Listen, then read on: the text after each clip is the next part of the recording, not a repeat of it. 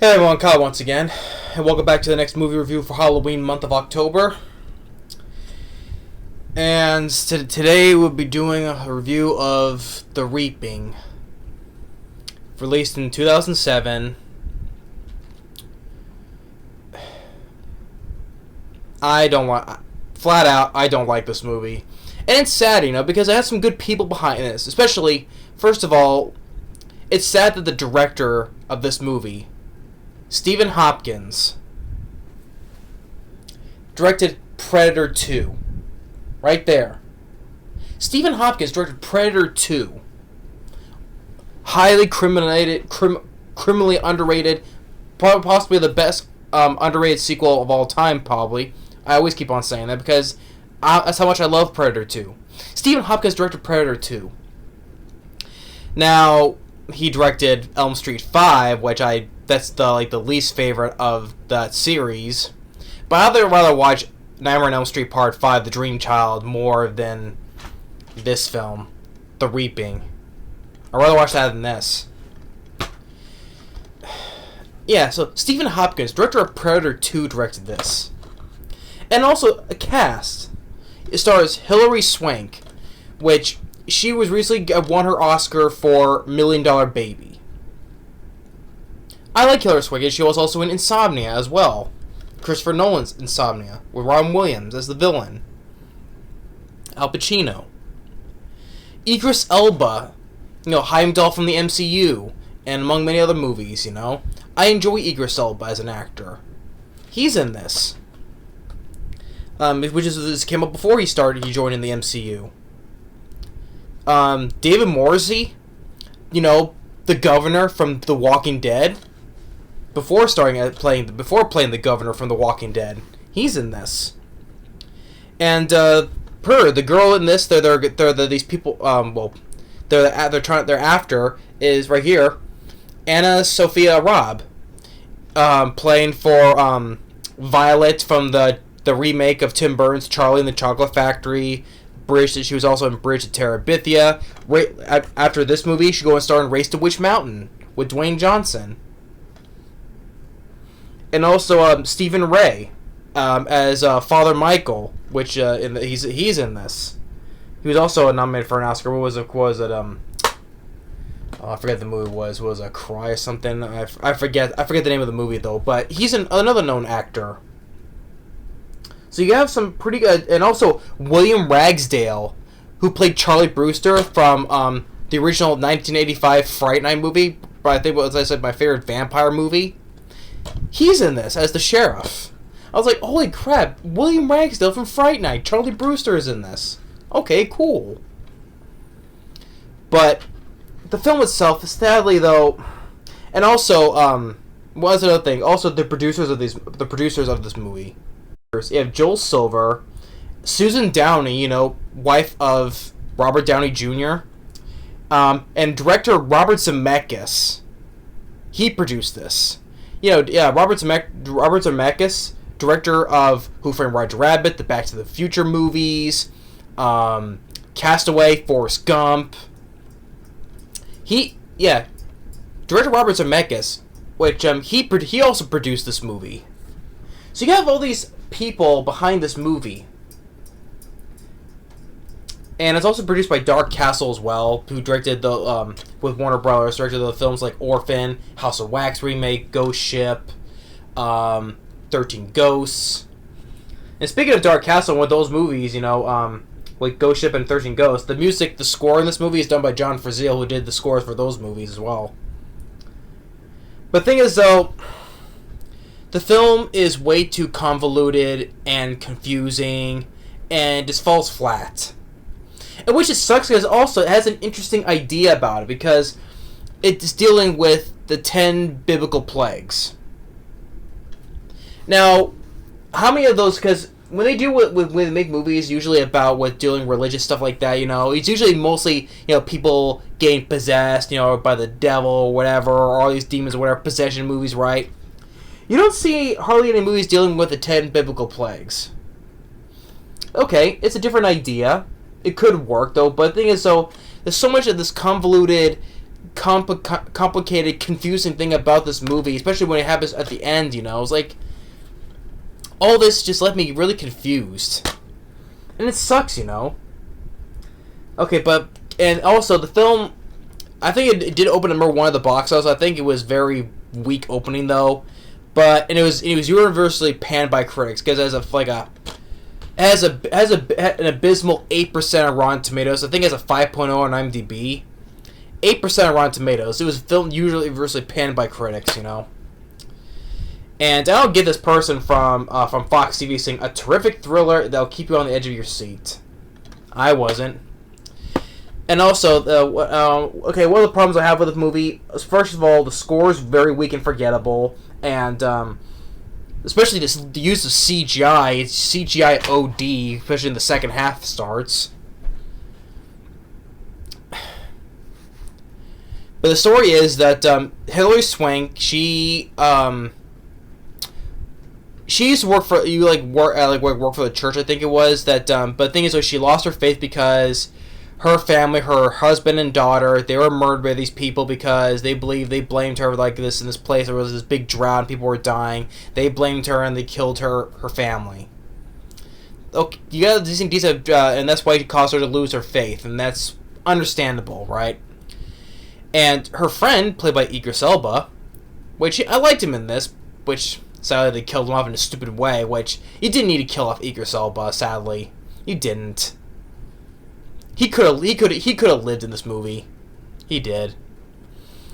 And they get a call because in this town in Louisiana, in this town in Haven, which they're approached by the guy there who lives in the town, David Morrissey, like I said, the governor from The Walking Dead, saying that the river in their town has turned red. The river runs red, right?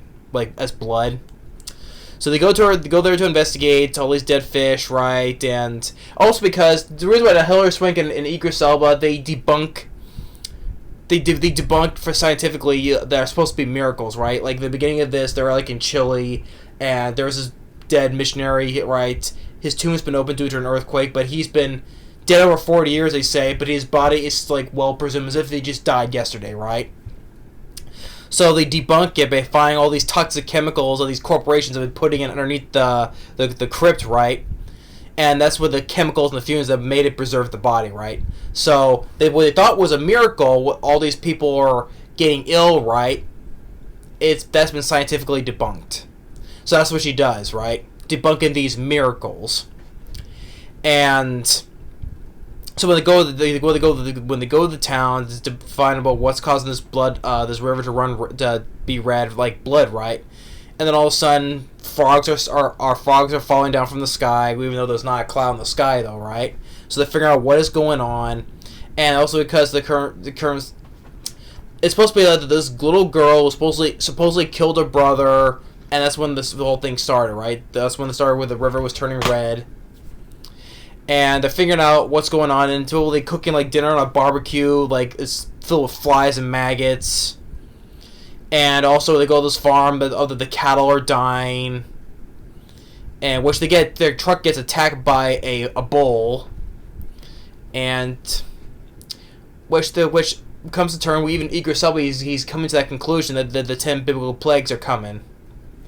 Even though Hilary Swank, how she explained to Idris Elba back in the day in the 1400 BC, all this was caused by nothing supernatural, but naturally things were happening in order with the 10 biblical plagues were caused by. And then it's led to this whole big confusing thing with this girl, and it played by AnnaSophia Robb, which leads into the second act, where all this stuff is happening, which the lice, people are getting lice, and then the boils, and then which comes to like getting towards the end of the movie. Is the last half of it when the girl, which the whole town thinking that this girl's evil, she needs to die, and then we get this big overviews of CGI with these CGI locusts covering this whole house and whatever, covering everybody, and then ultimately she's in the house. David Morrissey is separated from Idris Elba. He hides in the crypt, because he finds this, it leads to this sign, this upside down sickle, which Stephen Ray, because he was telling to Hilary Swank earlier that photos of her were being burned into the shape of this symbol, and which he was telling not Idris Elba. He was telling Hilary Swank over the phone, and then all the stuff the stuff he was telling her was very conclusive, and then all of a sudden he dies. His room is set on fire, and he dies in it. I mean, which that part was. Which that part was kind of confusing because he didn't seem like he was a sadist at all. He was, which I'll get into. This whole list into the very confusing part of the movie at the end, where turns out when Idris Elba he was in that crypt, he found all these dead children there, skulls, right? They were all dead children, death of second-born children, which the girl was, and AnnaSophia Robb was a second-born.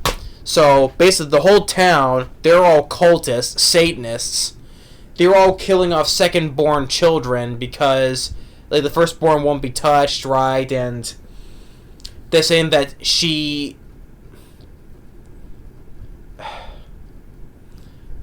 How I explain this? Like I said, this ending was very confusing. It was so very confusing. Let me try to explain it the best I could here.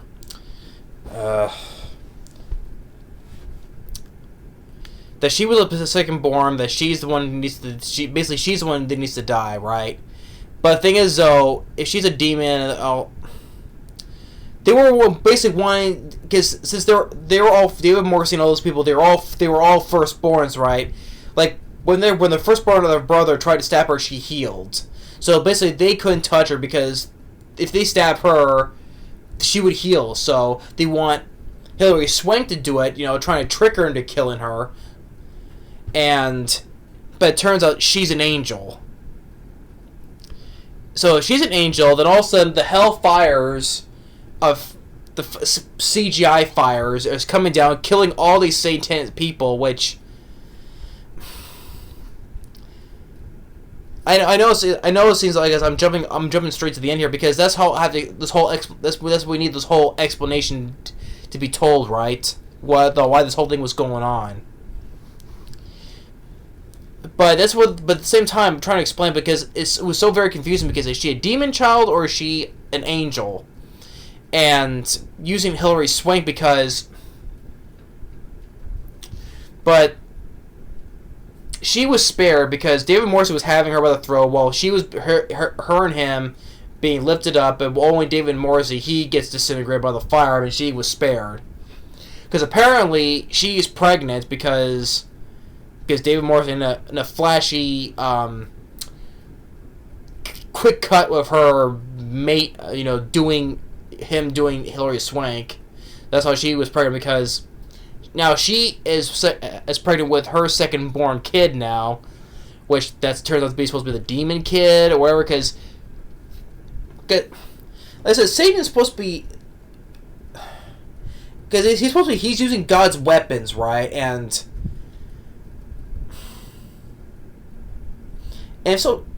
why was it, either she's the angel or whatever, is this how she was spared, and even if she was an angel, if the AnnaSophia Robb, the girl, Lauren, if she's an angel, why would she be, is she going to be mad that she's now carrying the second, demon in the eyes of Satan and all that stuff? I mean, all this stuff is confusing. I mean, I apologize how this whole biblical prophecy is supposed to work, right? But if so, Satan is dumb, and all that people are dumb, and the thing is, though, Satan was a lot smarter in End of Days with Arnold Schwarzenegger. I'd rather watch a better Satan type of movie in End of Days. I'd rather go End of Days better than this. Because you have Arnold versus the devil, basically, and it was a fun horror film, the only horror film that Arnold stars in, and it was a fun popcorn movie. I mean, Gabriel Byrne was great as the Satan. You have Arnold shooting him, blowing him up, throwing him out of the window, telling him, fuck you, throwing his ass out the window. And if so, and also this movie, where was God? Why was God doing anything about this? Which kind of brings me to think what Gabriel Byrne said in End of Days, where was God, huh? He did. He fucked you. He made you feel guilty. Me, I don't do guilt. Let me tell you something about him. He is the biggest underachiever of all time. Just like a good publicist, that's all. Something good happens, it's his will. Something bad happens, he moves in mysterious ways. I'd rather go watch, and I just rather watch End of Days more than this movie. If you want to deal with Satan, all that stuff, the prophecy, I just go rather watch End of Days. Fun, kick-ass horror movie with Arnold Schwarzenegger. I'd rather watch that than this. In fact, for Stephen Hopkins, sadly, it's just sad that Stephen Hopkins directed Predator 2 for crying out loud. I mean, yeah, Elm Street 5 was not great either. That's the weakest of the Elm Street series. But I'd rather watch Elm Street 5 more than this. And sadly, though, this film was so critically panned and did very low the box office wise. Stephen Hopkins didn't direct a movie till like how many years later? What was it? This is 2007. He directed that one movie was like about that one runner back in the day when in the Germany of the Nazis. It was of that Olympic type thing. What was it called? Runner.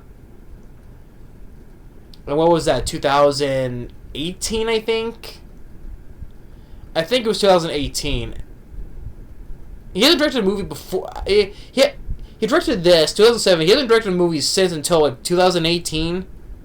No, I think it was 2016. Yeah, it was 2016 because I remember there was a time they came out with that other film I was not a fan of called Gods of Egypt. Yeah, 2016. I think it was called Runner. I think it was. It was like the first black runner during the time of the Olympics when the Nazis were there. Because I remember the poster of this guy running, and there was a Nazi flag in the back of it. Yeah, so 2016. I think it was called Runner. He directed that. So he hasn't directed any films between this film and that movie. And in 2016, he hasn't directed a film since up until now. Because that other film he did in 2016 didn't make any money either. So those two films killed his career, and he hasn't directed a film since, sadly. But like I just said, in Idris Elba, he dies in a stupid way. Like, because David Morrissey, he was part of this cult, right? And he killed Idris Elba, which you didn't need to kill Idris Elba off. You didn't. I mean, we couldn't have hit be him, Hilary Swank, just run off with the girl, And have Idris Elba fight some of the cult people, That would have been fun to see. I mean, he was before he played Heimdall, though, but still, you didn't need to kill Idris Elba. You didn't.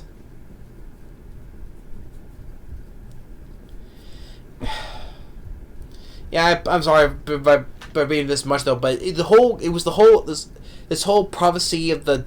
I mean, the idea could have worked. You could have left her out of this movie. Just deal with the plagues itself and how to figure out how to stop the plagues. That's all you could. You couldn't just let the girl prophecy out of it. This whole second-born child or whatever. Let this whole confusing thing out of it. Just deal with just straight up 10 plagues. No child involved. No cult either. Just could kill this whole thing out. You just could have left the whole thing out of it. I mean, it would been less confusing. But this whole thing, they let her there just to get knocked up and pregnant with the second born of the child of Satan, and it's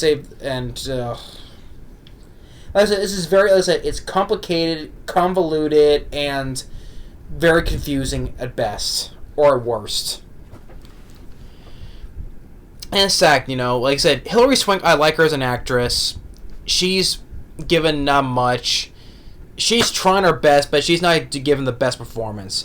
Idris Elba, I liked this character. You didn't need to kill him off. I mean, AnnaSophia Robb, back then, she did the best she could, David Morrissey, he was there. Stephen Ray I liked, but he just dies. Which, why do you need to kill him off? He was not he was not part of the satanic cult. He was nothing like that. He was just trying to give Hilary Swank the info of what's going on, though. But why did they kill him off? What? Because if it's Satan with the finger in his plans, then why did Satan kill off his own satanic cult then, huh? Why? I have no idea. I think it was a waste of a good idea. good cast and a director wasted. I mean, the film goes on for what? It's 99 minutes without end credits, about just a little over an hour and a half. So, not much happens at the beginning. I mean, like, deal with the whole story of the play, but just when the ending, the third act, just was so confusing and complicated and convoluted. It just took me out of it. Especially when it didn't help with the overblown of bad CGI from 2000. This is 2007. It didn't hold up well at all with the locust and the fire. It just made it look cheap looking. And it just sucks, because like I said, Stephen Hopkins. I mean, Predator 2. I mean, he did a lot with action and a lot of practical stuff. I know why Robert Zemeckis, because director Robert Zemeckis, he produced a lot of these films for Warner Brothers along with Village Roadshow Pictures and Dark Castle working together, like he did with Gothica. That was another one with Halle Berry. I forgot to mention that one, and also House of Wax, Ghost Ship, and 13 Ghosts. Robert Zemeckis, he produced all these horror films with Dark Castle. But yeah. The Reaping. Hey, now you know what? You reap what you sow. Good idea, wasted. Too confusing. Good cast, wasted. And a good director, like with Predator 2, I mean, I forgot to mention Judgment Night that Stephen Hopkins he did with Emilio Estevez. I like Judgment Night. I think it's also an underrated movie as well. But Predator 2. If I ever with Stephen Hopkins, I'd stick with Predator 2, though. But Judgment Night was also a good movie, too, though. Nightmare on Elm Street Part 5, The Dream Child, I'd rather watch than this. So, The Reaping, it was... I can see why it gets an 8% on Rotten Tomatoes. Just... That's all I can say about it. It sucked. Good idea, wasted, and it sucked. But anyway, thanks for watching. Stay tuned for more coming for Halloween month, and we'll see you in the next review. Later.